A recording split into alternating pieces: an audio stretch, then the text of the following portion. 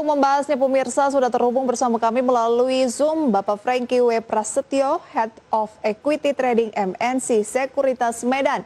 Selamat pagi Pak Franky. Selamat pagi Prita. Apa kabar Pak? Good. Iya, kabar yang luar biasa. Iya. Namun tampaknya kondisi dari market kita ini kembali mengalami pelemahan gitu ya, kurang luar biasa. Apalagi dengan varian dari COVID-19 yang dinilai 6 kali lebih cepat penyebarannya. Ini tampaknya menjadi sentimen untuk bukan hanya Indonesia tapi Asia. Sentimen negatif yang menghambat pemulihan ekonomi Asia dan juga global. Bagaimana Anda menanggapi hal tersebut, korelasinya dengan market sejauh ini? Apakah masih sangat erat? Sepertinya sekarang kalau kita lihat varian COVID yang baru ini memang meningkatnya kencang sekali ya. Satu hari itu kenaikannya udah 20.000 case on average per day.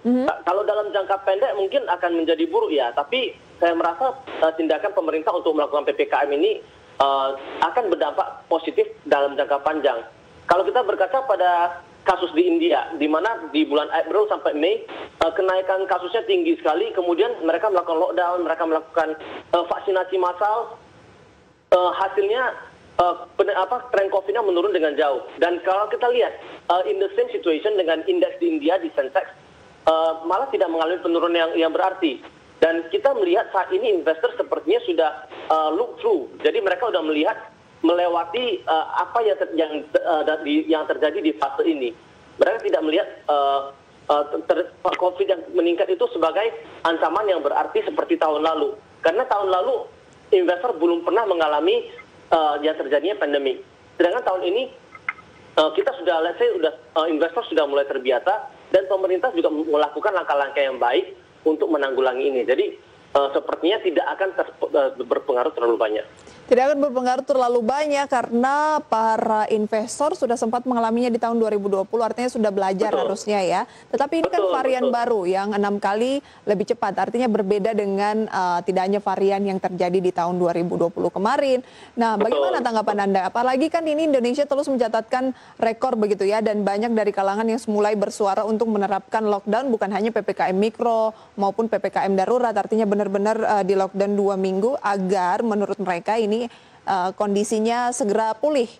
Segera pulih, betul. Karena sebenarnya kalau kita tidak melakukan dampak yang kalau kita tidak melakukan langkah yang signifikan dalam arti ini pemerintah, maka sebenarnya dalam jangka panjang bisa tidak baik, bisa buruk. Karena kalau COVID ini berkelanjutan, ya seperti kata pengamat, maka akibatnya terhadap ekonomi juga akan buruk. Tetapi kalau kita lihat, mungkin tahun 2020 it's a case with everybody ya, every countries, every nations itu mengalami hal yang sama. Tetapi di tahun ini kita melihat terjadi perbedaan di mana kita lihat China, kita melihat US, kita melihat Europe, mereka sudah mulai reopening. Yang artinya apa? Meskipun kita melakukan PPKM, kita melakukan restriction, tetapi demand terhadap komoditas, demand terhadap produk itu mulai ada. Berbeda dengan tahun lalu, di mana semua orang masih bertanya-tanya, apa yang akan terjadi ketika terjadi pandemi? We don't know what to do gitu. Tapi tahun ini banyak institusi, banyak yang perusahaan-perusahaan yang sudah lebih siap dalam menghadapi terjadinya pandemi. Bahkan Singapura juga sudah mengatakan we have to live normally with the COVID gitu. Jadi kita percaya kalau eventually dan kembali kalau kita berkaca pada India kita mengalami varian yang almost the same, dan yang terjadi adalah mereka naiknya satu bulan kenaikannya tinggi sekali, tetapi bulan depannya terjadi penurunan kasus yang sangat signifikan juga. Jadi investor yang melihat ke data tersebut biasanya akan langsung melihat, kalau misalnya hari ini saya jual barang, kemudian orang beli, kemudian kasus COVID-nya turun, maka saya bisa jadi saya jual saham atau saya jual aset itu di harga yang murah. Dan tentunya investor-investor kan tidak mau menjual aset mereka di harga yang murah. Itulah sebabnya kenapa tidak terjadi major sell-off di periode saat ini. Meskipun kasusnya boleh dikatakan meningkat sudah lebih besar dibandingkan dengan tahun lalu. Nah, Oke. Ya, artinya sell off yang terjadi ini tidak terlalu signifikan menurut dari Pak Franky kalau dilihat dari kondisi regional, meskipun Malaysia, kemudian Thailand dan Indonesia juga tampaknya kembali bergulat dengan varian baru, tetapi negara-negara Asia yang ekonominya cukup besar seperti China, kemudian Singapura juga sudah menghandle COVID dengan baik gitu ya. Betul, betul. Tapi kalau dari domestik sendiri, apakah IHSG akan selalu sejalan dengan regional? Artinya regional bisa dikatakan cukup bisa menghandle dengan baik meskipun sebagian negara seperti Indonesia sedang menghadapi kasus terbaru, varian terbaru dengan angka yang mengalami peningkatan dan pemerintah mewacanakan untuk PPKM darurat. Nah, marketnya apakah akan seiring dengan Asia? Tapi kan terkadang IHSG bergerak sendiri sesuai dengan kondisi di dalam negeri. Nah, bagaimana peluang dari IHSG ini yang masih sideways di posisi 59, 6 ribuan? Betul, ini pertanyaan yang menarik sekali ya. Karena kalau kita lihat dari data-data regional maupun dari US, a lot of indices, a lot of banyak dari indeks-indeks di luar itu udah kenaikannya double digit, ada 12%, 11%, ada yang 5%, 8%. Iya. Indonesia masih 0,4%, masih negatif 0,4% malah. Nah, maka dapat dikatakan sebenarnya investor juga saat ini, investor asing utamanya masih wait and see melihat apa yang akan terjadi di Indonesia. Tetapi mereka wait and see juga bukan berarti mereka melakukan sell off. Karena di tahun ini tercatat asing itu net buy 14 triliun. Right. Dan di mana 5 triliunnya itu tercatatnya di bulan ini gitu, di bulan Juni ini. Jadi sebenarnya mereka melihat kalau di Indonesia oke, kita masih wait and see terhadap prospeknya apakah Indonesia bisa menanggulangi dengan baik. Dan tetapi on the other hand, kalau kita lihat indeks LQ45, LQ45 mengalami penurunan 7% di bulan ini. Yang artinya secara valuasi blue chips di Indonesia itu sudah murah. Dan kalau kita lihat dari compound annual growth rate sampai tahun 2023, Indonesia itu bisa dikatakan adalah salah satu motor yang baik dibandingkan dengan regional. Kita memiliki growth rate yang lebih baik dengan price to earning yang malah lebih rendah. Jadi sebenarnya Indonesia itu kalau mau sell off, apa yang mau di-sell lagi karena kita udah murah gitu. Oke. Indonesia saat ini sudah murah dan para investor asing lebih ke wait and see, bukan berarti sell off. Menunggu. Betul. Itu bukan berarti melakukan penjualan begitu ya. Lebih kepada mengamati kira-kira peluangnya seperti apa dan bisa dikatakan kondisi COVID di Indonesia kan lagi meningkat-meningkatnya. Tetapi tidak ada aksi jual yang masif. Hanya berkisar ya balik lagi 6.000 kemudian 59 artinya benar-benar sideways gitu ya. Agak menunggu ancang-ancang kapan nih kira-kira peluangnya untuk kita kembali masuk dan market kembali bullish. Jadi ini peluang harusnya untuk melakukan pembelian menurut Pak Franky? Menurut saya begitu. Saham-saham apa yang sebaiknya disasar dengan kondisi investor sedang wait and see? Mungkin investor yang besar-besar ya, yang kakap ini lagi wait and see. Untuk yang retail sebaiknya menyasar emiten apa? Apakah blue chips lagi? Kalau menurut saya untuk retail mungkin lebih baik, lebih stable untuk membeli emiten-emiten blue chip. Mungkin saat ini ya emiten yang sedang rally itu ya yang digital related. Ya, digital banking, mungkin nanti ada Bukalapak, ada Goto, itu mungkin bisa dijadikan pilihan. Tetapi menurut saya untuk investor retail, saya lebih menyarankan emiten-emiten blue chip. Apalagi saat ini emiten blue chip lagi banyak yang diskon. Contohnya adalah ya silakan. Mungkin nanti Goto kalau misalnya jadi IPO, kemudian juga Bukalapak IPO begitu ya, dalam beberapa bulan ke depan, maka marketnya akan mengalami peningkatan, jangan sampai ketinggalan. Benar. Karena kita tidak punya proxy to teknologi yang besar.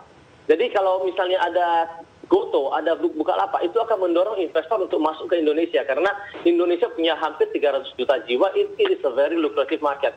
Iya, dan sudah lama juga emiten dengan market cap yang besar ini tidak melantai di bursa dalam beberapa waktu terakhir gitu ya. Jadi ini seharusnya akan menjadi booster angin segar baru untuk indeks harga saham gabungan Goto dan juga IPO dari Bukalapak. Tetapi untuk sebagai investor kan memang tetap harus hati-hati ya Pak Franky. Kira-kira peluang-peluang yang bisa dimanfaatkan seperti apa dan diantisipasi, misalnya range dari IHSG-nya sebaiknya di-sell ketika menyentuh support di posisi berapa? Kalau saat ini generally kita masih beli. Kalau support, kalau misalnya IHSG menyentuh 5.800, there will be another support. Nah, itu mungkin bisa menjadi titik beli lagi. Tetapi menurut saya menurut saya kalau saat ini apalagi dengan blue chip yang sudah turun cukup banyak, bahkan beberapa emiten turunnya double digit. Menurut saya malah emiten-emiten blue chip seperti ICBP, seperti LSIP itu bisa untuk properti mungkin Pakuwon bisa dijadikan pilihan. Nah, emiten-emiten tersebut bisa menjadi pilihan bagi para investor retail untuk memanfaatkan kenaikan yang terjadi di bursa. ICBP, LC, Pakuwon itu adalah emiten-emiten yang Anda rekomendasikan sambil menanti kenaikan dari bursa untuk dilakukan beli atau lebih ke beli di harga bawah, buy on weakness?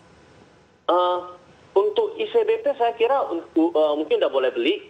Kalau untuk ini ya, ada satu lagi BBNI. BBNI juga kemarin kan terjadi penurunan yang dalam karena ada wacana mau reissue untuk memperkuat permodalan. Nah, kita percaya kalau misalnya when the COVID is over, economy reopening, credit will be in demand. Jadi akan terjadi permintaan kredit yang besar dan BNI adalah salah satu dari Big Four yang dengan valuasi yang paling rendah. Jadi menurut saya BNI juga salah satu emiten yang boleh kita cermati.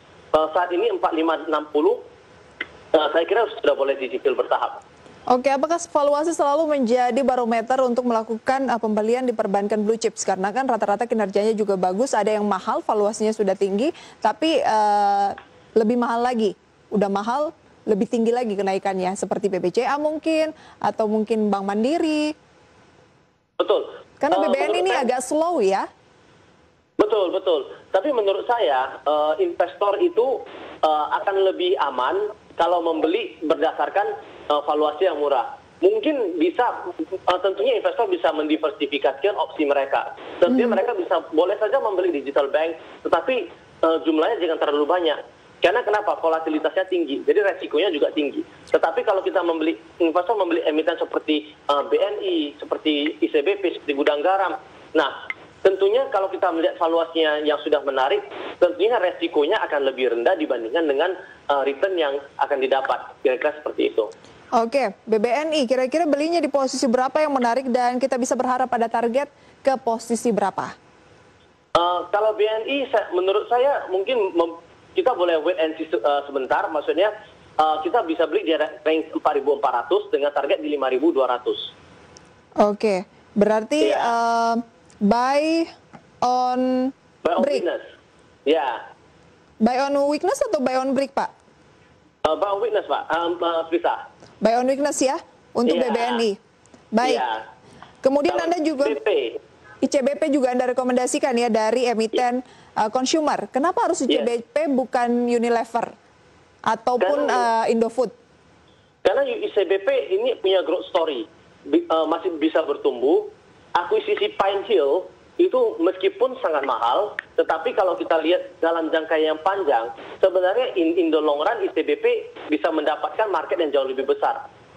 Market di Afrika itu sekitar 800 juta penduduk, 800-an juta penduduk, hampir 3 kali lipat dari penduduk di Indonesia. Dan kita lihat kalau dengan nilai akuisisinya Pine Hill dengan $3 billion, sebenarnya interest dengan operating income dari Pine Hill ini sangat bisa menutup interest cost-nya yang dari hutang yang dihasilkan tersebut.